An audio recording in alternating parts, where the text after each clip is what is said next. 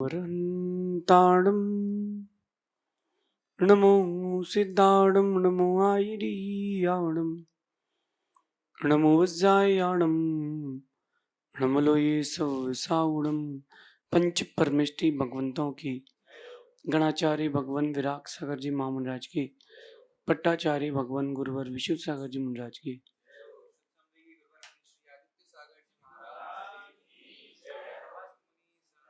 या हम सभी अपने जीवन में सुख और गुणों की अभिवृद्धि के लिए नीति के विषयों का श्रवण कर रहे हैं। नीतिकार हमें सिखाते हैं कि कुछ चीजों को हमें बहुत जल्दी छोड़ देना चाहिए और कुछ चीजें या बातें या व्यवहार स्वभाव ऐसा रहता है कि वो कभी अपने अंदर से जाए ना। इन शॉर्ट बोले तो कुछ चीजों का होना जरूरी है और कुछ चीजों का नहीं होना जरूरी है, जिसमें से सरल स्वभाव का होना जरूरी है, लेकिन कोई आपकी सरलता का फायदा ना उठा पाए, इस बात का होना बहुत जरूरी है। घमंडी होना जरूरी नहीं है। मैंने देखा है कि घमंडी लोगों की सोच एकदम अलग रहती है। वो अपने आप को सर्वे सर्वा मानते हैं। वो ये मानते हैं कि दुनिया में अगर मैं हूं तो मैं ही हूं और कोई है ही नहीं। लेकिन मेरा कहना है कि किसी भी चीज के घमंड में मत रहना। कभी भी किसी भी चीज के घमंड में मत रहना। कल क्या होगा किसी को नहीं पता है। कल क्या होगा किसी को नहीं पता है। हम इस घमंड में रहते हैं कि हम ही सब कुछ कर रहे हैं। पागलपन है, सिर्फ और सिर्फ पागलपन है। मैं आपको बहुत सारे पागलपन से जोड़ता हूं। एक जानवर होता है भौंकने वाला, गलियों में घूमता है, सब उससे फेमिलियर हैं। एक बार एक वो जानवर भौंकने वाला एक बैलगाड़ी के नीचे आ गया और चल रहा था, उसके पीछे नीचे नीचे चल रहा था। उसके मन में एक मिथ आ गया, सोच आ गई कि मैं ही चला रहा हूं, ये जो बैलगाड़ी है ये मैं ही चला रहा हूं। और ये सोच ही रहा था, उसने सोचा कि चेक कर लेते हैं, और वो रुक गया एक सेकंड के लिए।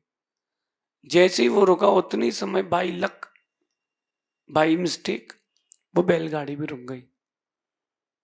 सोचता है कि यार मेरे रोकने से गाड़ी रुक गई। फिर वो चलता है तो उतने समय बाई लक बाई मिस्टेक बैलगाड़ी फिर चल पड़ी। तो उसको लगा कि यार बैलगाड़ी तो अपन ही चला रहे हैं भाई यार। तो उसने अपना निर्णय कर लिया कि बैलगाड़ी को मैं चलाता हूं, मैं रुकूंगा तो रुकेगी, मैं चलूंगा तो चलेगी। उसी घमंड में था, वो इसी घमंड में था। एक बार ऐसा हुआ कि वो रुका, बैलगाड़ी चल दी, साहब नीचे आ गए, घमंड चूर हो गया। मेंढकों को लगता है कि उनके टर टर करने से पानी गिरता। बरसात के ठीक पहले गर्मी के समय सारे मेंढकों के इकट्ठे होकर के वो आवाज निकालते हैं, टर टर। तो उनको लगता है, उन मेंढकों को लगता है कि मेरे टर टर करने से पानी गिरता है। एक छिपकली होती है जो दीवार में घूमती है। उस छिपकली को इस बात का अभिमान रहता है कि मैं दीवार में हूं तो दीवार टिकी है, मैं छत पे हूं तो छत टिकी है। कहीं जानवरों की तरह, तिरंजियों की तरह, पशुओं की तरह आप भी तो कहीं ऐसा नहीं सोचते हैं कि आप हैं तो सब कुछ चलता है। और अगर आप ऐसा सोचते हैं तो आप भी यही कहलाएंगे। न कर्तृत्व भाव लाना, न घमंड लाना। जो होना है वो होगा, तुम्हारे सोचने से कुछ नहीं होगा। घमंड में इसमें मत रहना कि तुम्हारा दबदबा पूरे दुनिया में है। इस घमंड में कभी मत रहना कि तुम्हारा दबदबा पूरी दुनिया में है। घर पे दबदबा नहीं है, किस बात में दुनिया में है। कितनी बड़ा इंसान क्यों नहीं हो, जंगल का राजा शेर भी क्यों ना हो, पत्नी से दबके तो रहता ही है। पत्नी से दबके रहता है, व्यापारी से दबके रहता है, दबके रहता है, और गजब का दबके रहता है। सोचिए घमंड किस बात का है। आप देखना कि घमंडी लोग थोड़ा सा जो है ना, चेहरा उनका 5 डिग्री ऊंचा रहता है। फोटो भी खिंचाएंगे तो वो कह रहा है नीचे करो, तो नीचे हो जाएगा वो, मुंडी नीचे नहीं करेगा वो। घमंडी का ही एक ये वो रहता है, आउटलुक रहता है, वो थोड़ी सा ऊंचा करके चलता है। और घमंडी आदमी अपनी प्रशंसा में एक लाइन और जोड़ के चलता है। आप उस घमंडी व्यक्ति की प्रशंसा करना, वो उसमें एक लाइन और जोड़ देगा धीरे से कि तुम ये तो भूल ही गए। आपने किसी बच्चे के स्टूडेंट की प्रशंसा कर दी कि बेटा बहुत अच्छा, तुमने तो स्कूल में टॉप किया है। हाँ हाँ, मैंने स्कूल में टॉप किया और मैथ्स में 98 आए हैं। मैथ्स में 98 आए, ये बोलने की जरूरत क्या थी? इसका मतलब साफ है कि अंदर घमंड की लहरें चल रही हैं, अंदर घमंड की लहरें चल रही हैं। क्यों ना अपन इस बात को आज समझें कि घमंड का जीवन ना जिए। घमंडी की सोच बहुत छोटी होती है, घमंडी की सोच बहुत लिमिटेड होती है। वो बहुत दूर के दायरे का नहीं सोच पाता, उसको अपने घमंड की पुष्टि का मजा आता है। कई लोग तो ऐसे भी मैंने देखे कि वो अपने घमंड की पुष्टि के लिए 4 आदमी लगा के रखते जो उनकी प्रशंसा करते रहे। Advertisement, promo. अरे भाई, ये मेरी बात जरूर उन तक पहुंचाना जो ज्यादा घमंड के चूर में है। तुम्हारा दबदबा किस पर था और किस पर चलेगा? घमंड किसी बात का मत करना, भले ही एकड़ों में जमीन क्यों ना हो, जलाए तुम 6x4 में ही जाओगे। शरीर का घमंड मत करना कि बहुत सुंदर हूं, आखिरी में तुम्हारी एक लोटा ही राख होगी। घमंड किसका कर रहे हो? और जब कुछ शाश्वत है ही नहीं, जगत में कोई ना परमानेंट, तो घमंड किस बात का है? जब दुनिया में जगत में कोई भी चीज परमानेंट नहीं है, तो अपन घमंड किस बात का करें? कोई घमंडी रहे तो तुम फिर उसकी घमंड को चूर करना भी सीखना। कोई एटीट्यूड में हो तो आप एटीट्यूड में होना, कि तुम अपना घमंड अपने पास रखो। अगर कोई मुझे घमंड दिखाता है तो मैं ये कहता हूँ कि भाई अपना घमंड अपने पास रखो, तुम्हारे जैसे कई लटका के चलते हैं, हर दिन जलाते हैं, हमको फर्क ही नहीं पड़ता तुम्हारे घमंड से। इस दुनिया में संख्या घमंडियों की ज्यादा है, सरल लोगों की कम है, क्योंकि काल ही वैसा चल रहा है। इस काल में मैन्युफैक्चरिंग ही वैसे लोगों की ज्यादा होगी, इनके अंदर घमंड रहेगा, और मैं ऐसा। हर समय उनको नाक की चिंता रहती है। मैं कहता हूँ चिंता नहीं करो, तुमको बड़ी नाक की चिंता है, अगले जन्म में बड़ी नाक वाले हाथी बनोगे। फिर तुम्हारे को अंकुश लगाया जाएगा, तुम्हारे ऊपर कोई बैठेगा, सारा घमंड निकल जाएगा, सारा घमंड निकल जाएगा एक बार में। इस घमंड में कभी मत रहना कि तुम्हारा दबदबा दुनिया में है, न किसी का कभी रहा, न कभी किसी का रहेगा। हिटलर और सिकंदर जैसे शासक चले गए, उनका कोई आज नाम नहीं ले रहा, तो तुम्हारी क्या है? बहुत सारे प्रकार का घमंड हो सकता है। घर पे जो काम कर रहा है उसको लगता है कि मेरे हिसाब से घर चल रहा है, जो पैसा कमा रहा है उसको लगता है कि मैं पैसा कमा रहा हूं तो घर चल रहा है, मैं ये नहीं करूंगा तो वो नहीं होगा। अरे किसी भी चीज का घमंड मत करो, किसी भी चीज का घमंड मत करो। कब किस्मत कैसी पलटी मारेगी कोई भरोसा नहीं। कई लोगों को देखा मैंने कि वो घमंड में रहते हैं, इतने घमंड में रहते हैं कि सामने वाले को वो कुछ भी नहीं मानते। मैं कहता हूं भाई घमंड मत करो, चिराग हर किसी के बुझते हैं, हवाएं किसी की नहीं होती। हवाएं किसी की नहीं होती हैं, चिराग हर किसी के बुझेंगे। तुम कितनी सिक्योरिटी कर लो, तुम्हारा भी चिराग बुझेगा। जब तुम्हारा चिराग बुझना ही है तो घमंड किस बात का? देख लो रावण को, देख लो कितना घमंड था।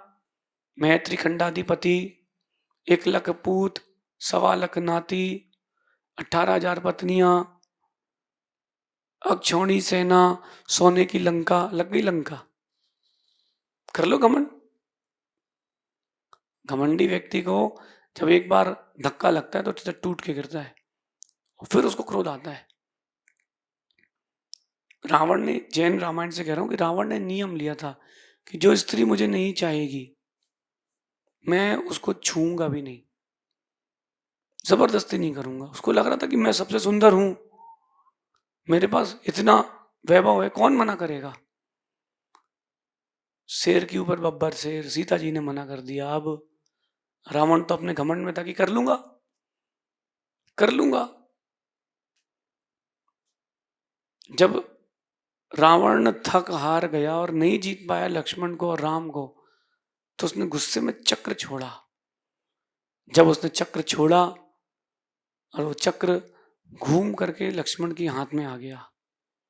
अभी भी लक्ष्मण कहते कि भाई घमंड मत कर, दबदबा किसी का नहीं रहा, ना तेरा रहा ना मेरा रहेगा, जो आया है वो जाएगा। तो रावण फिर घमंड में कहता है कि जो तेरे हाथ में चक्र है ना, ये मैंने ही सिद्ध किया है, मैं मेरा कुछ नहीं करेगा तो छोड़ के देख ले। लक्ष्मण ने चक्र छोड़ा, रावण का डाटा समाप्त, वैलिडिटी खत्म, सीधा नरक में पहुंचा। सोचो आप, थोड़ा झुक के चलता, घमंड नहीं करता, मरना तो था ही, कम से कम इज्जत तो बच जाती। बहुत कम लोग ऐसे लोग होते हैं जिनके मरने के बाद भी उनकी बेइज्जती होती है, ये घमंडी लोग होते हैं। इनके मरने के बाद भी इनकी बेइज्जती होती है। मर भी जाए तो लोग सोचते हैं अच्छे मरा। घर के लोग कार्ड छपाते हैं कि हमारे असाधा कर्म के उदय से हमारे फलाने फलाने स्वर्गवासी हो गए। उन घर के लोगों को पता है घमंडी था, एक नंबर का नरक ही गया है, फिर भी इज्जत रख लेते कि भाई अब स्वर्गवासी हुआ है।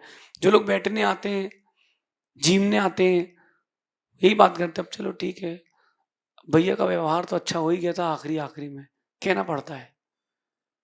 पत्नी को ही पता है कि एक नंबर का घमंडी अड़ियल आदमी था, नरक में ही गया होगा, लेकिन बोलता कोई नहीं है।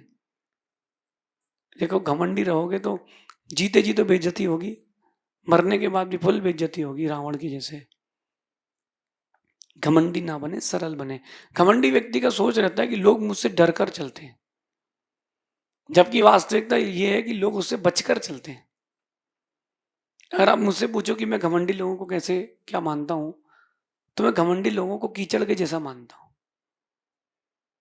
अगर कोई हो तो आई एम सॉरी, बट आपका कंपैरिजन उससे ही हो पाएगा।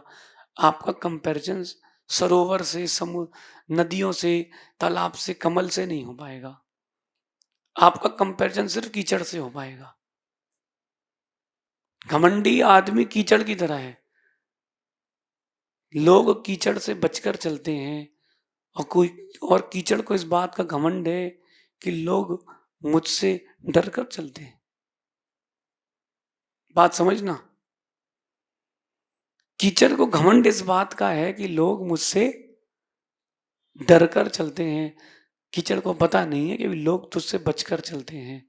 घमंडी आदमी इसी वहम में रहता है कि लोग मुझसे डर कर चलते हैं, तुमसे बचकर चलते हैं, कहीं उनके हाथ पैर गंदे ना हो जाएं, क्योंकि तुम कीचड़ हो।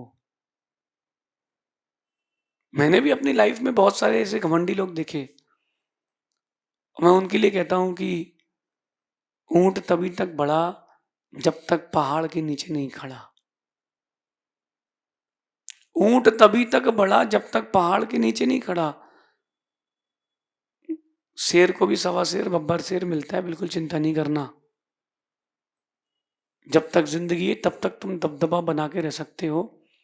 जिंदगी जब जाएगी ना, दबदबा तुम दबा दिए जाओगे। देखो आप कहते हैं कि भाई मखाने पिक गए, सुना होगा आपने शब्द, मखाने फिक गए यानी व्यक्ति मर गया है। और जब अर्थी जाती है ना, तो रस्सी से बांध देते हैं, कहीं उठ के ना बैठ जाए। जो घमंडी है ना, उनको बोल रहा हूं, जब तुम जाओगे ना, तुमको रस्सी से बांध दिया जाएगा, कहीं उठ के ना बैठ जाओ, और नाक में तो रुई घुसेड़ देंगे, कहीं सांस ना ले पाओ। तुम्हारे पैसे का कफन भी नहीं आएगा, कपड़ा भी नहीं आएगा। इसके बाद तुम्हारी को जब आरती लेके जाएगी ना, लाई मुरमुरे मखाने फेंके जाएंगे, क्योंकि उससे कोई हल्की वस्तु नहीं होती। और साथ में कुछ चिल्लर भी फेंकी जाएगी, बोलेंगे ले उठा। जिंदगी भर तू खाने के पीछे और पैसे के पीछे घमंड करता रहा, वैभव के पीछे घमंड करता रहा, दिखा तेरी अब औकात है तो एक सिक्का उठा के दिखा। एक सिक्का उठाने की तेरी ताकत नहीं बची, तुझे घमंड किस बात का है? बाकी लोगों को दिखाया जाता है कि तुझे घमंड किस बात का है, इसको घमंड था, आज इसकी राख होने वाली है, तुमको घमंड है, कल तुम्हारी भी राख होगी। तो घमंड क्यों करो? क्यों ना पोलाइट होकर के जीवन जिए। भूलना नहीं, घमंडी आदमी की सोच यही रहती है कि आदमी उससे डर कर चलता है। गलत फहमी में हो भाई, गलत फैमिली में हो, आदमी तुमसे बचकर चलता है ताकि मैं गंदा ना हो जाऊं। अगर तुम घमंडी हो तो तुम कीचड़ की तरह हो, और तुम्हारी सोच उस दलदल की तरह है जिसमें तुम ही घुसोगे और तुम ही डूब के मर जाओगे। अक्सर लोग उनसे बचकर चलते हैं और सोचता है कि हमसे डर कर चल रहे हैं। कई लोगों को मैंने देखा, वो इतने घमंडी रहते हैं और उनके साथ एक विशेष बात रहती है कि वो तेज तेज बोलते हैं। कभी भी बात करेंगे तो चिल्ला चिल्ला के करेंगे, बहुत तेज बोलेंगे ताकि तुम डर जाओ। ठीक है, आज तुम चिल्ला लो, दबा लो, सबके दिन एक से नहीं होते। कल जब वक्त बदलेगा, किसी और का दौर आएगा, चींटी भी शेर बन के आएगी, तब मालूम चलेगा। एक चींटी भी जब शेर बन के आएगी ना, तब मालूम चलेगा कि क्या होगा। कहते हैं कि जब चींटी की मौत आने वाली होती तो उसके पर निकल जाते हैं। जब चींटी की मौत आने वाली होती है उसके पर निकल जाते हैं। जब इंसान की दुर्गति होने वाली रहती है ना, तब घमंड के पर निकल जाते हैं और आखिरी आखिरी में उसका तेल निकल जाता है। सो बहुत अच्छे शब्दों में आपसे कहता हूं कि घमंड कभी किसी चीज का मत करना। जब भी तुम जिस भी चीज का घमंड करोगे, प्रकृति तुमसे वो छीन लेगी। आप पैसे का घमंड कर लो, प्रकृति तुमसे पैसा छीन लेगी। तुम रूप का घमंड कर लो कि मैं सुंदर हूं, तो प्रकृति तुमसे वो सुंदर रूप भी छीन लेगी। मैंने देखा है, मैंने कई लोगों को देखा है। मैंने एक त्यागी को देखा, वो तपस्या करता था और वो कहता था कि मैं बहुत तपस्वी हूँ, मैं बहुत तपस्वी हूँ। वो नहीं कहता तो शायद उसकी तपस्या को लोग मानते। बोलता था बोलता था, एक समय ऐसा आया कि तपस्या करने का मन खत्म हो गया, तपस्या छोड़ करके वापस गृहस्थ आश्रम में चला गया। न अपनी शक्तियों का घमंड करें, न अपने पुण्य का घमंड करें, न अपने भाग्य का घमंड करें, न किसी यशा कीर्ति का घमंड करें। जो आज है वो कल भी रहे, इसके लिए घमंड ना करें। कहना बहुत सरल है, जीवन में उतारना बहुत कठिन है। जब 25 लोग आपकी प्रशंसा करते हैं ना, तो एक वो घमंड का चार्जर लग जाता है, बैटरी फुल हो जाती है तुरंत। लेकिन जब भी घमंड आपके मन में आए, प्रशंसा को सुन करके वो प्रशंसा परमात्मा को समर्पित कर दें और कहें भगवान इसकी आदत आपको ही है, हमको नहीं है। हम लोग तो सामान्य लोग हैं, प्रशंसा आप ही संभालें, कहीं हमें घमंड का रोग ना हो जाए। घमंडी लोगों को अच्छी सोच बनाना चाहिए और घमंडी लोगों के साथ आपको नहीं रहना चाहिए। कीचड़ से के साथ कौन रहता है? पागल ही रहता है। आप पागल ना बने, घमंडी आदमी से भी दूरी बना के रखें, ऐसा चिंतन करना। शेष आगे देखेंगे। भगवान महावीर स्वामी की